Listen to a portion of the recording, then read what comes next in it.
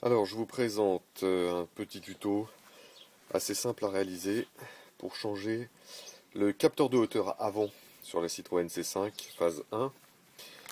Capteur qui peut parfois se gripper ou avec le temps ça marche moins bien et vous avez une alerte défaut, suspension, anomalie suspension grave ou quelque chose comme ça au niveau de l'ordinateur.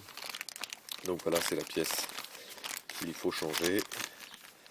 Je vais peut-être vous faire voir les références pour ceux qui veulent par la suite. Voilà. Donc c'est le capteur de hauteur, la pièce en elle-même.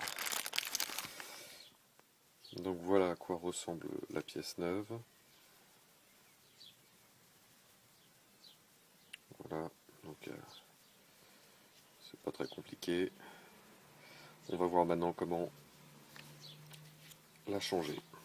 Alors, dans un premier temps, n'oubliez pas de débrancher la batterie pour éviter que la voiture fasse des yo-yo quand vous allez manipuler le régulateur de hauteur. C'est cette pièce qui est juste là, que l'on voit là, avec la petite tige qui va sur l'autre fixation qui est sur la barre stabilisatrice. Voilà, donc vous n'avez juste qu'à acheter cette pièce-là, je vous ai fait voir tout à l'heure. Puisque on va ne faire que le déclipser du régulateur de hauteur. Alors il est fixé par cette petite vis là, ce petit écrou, ce petit boulon je veux dire. C'est une clé de 8. Hein. Donc on va passer à la prochaine étape qui va être le fait de démonter la pièce. Donc première étape, on va enlever la petite rotule. Vous prenez un tournevis. Et voilà, il suffit de faire juste levier. Voilà, ça a poussé. Vous voyez, ça s'enlève tout seul. Et étape suivante. Donc, on va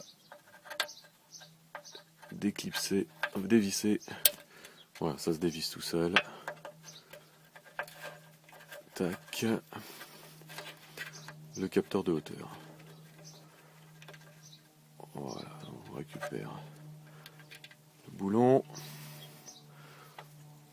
Voilà. Et là, vous voyez, il y a un petit ergot, un détrompeur. Donc, il suffit de pousser un peu. Et il s'enlève tout seul. On va déconnecter aussi la petite connectique qui se trouve ici.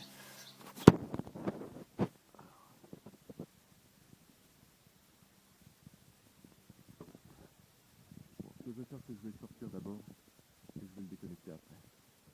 Bon, voilà. Alors, on sort le capteur.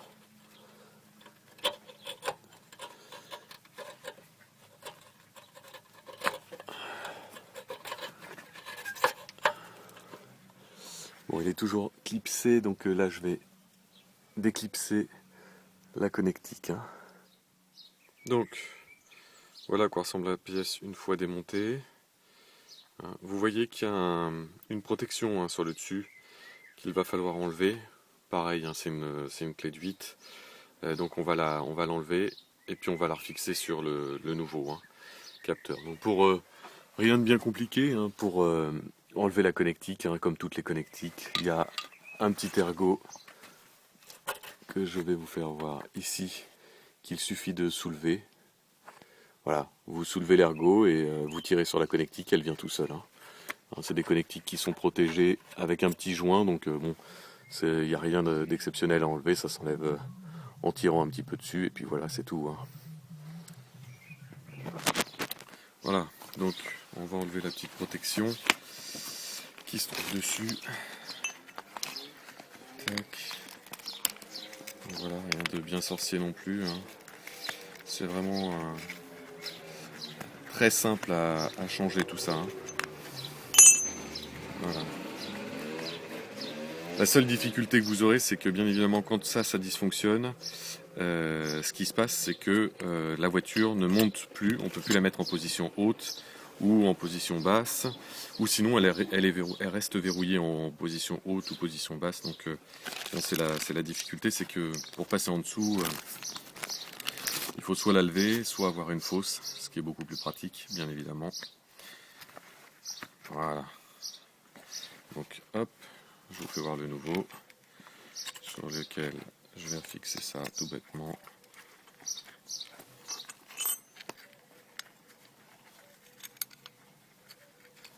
Avec les gants, c'est sûr, c'est pas facile.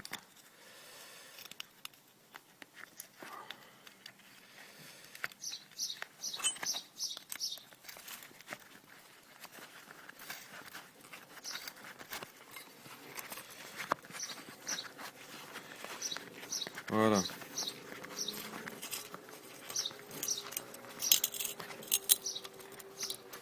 Voilà.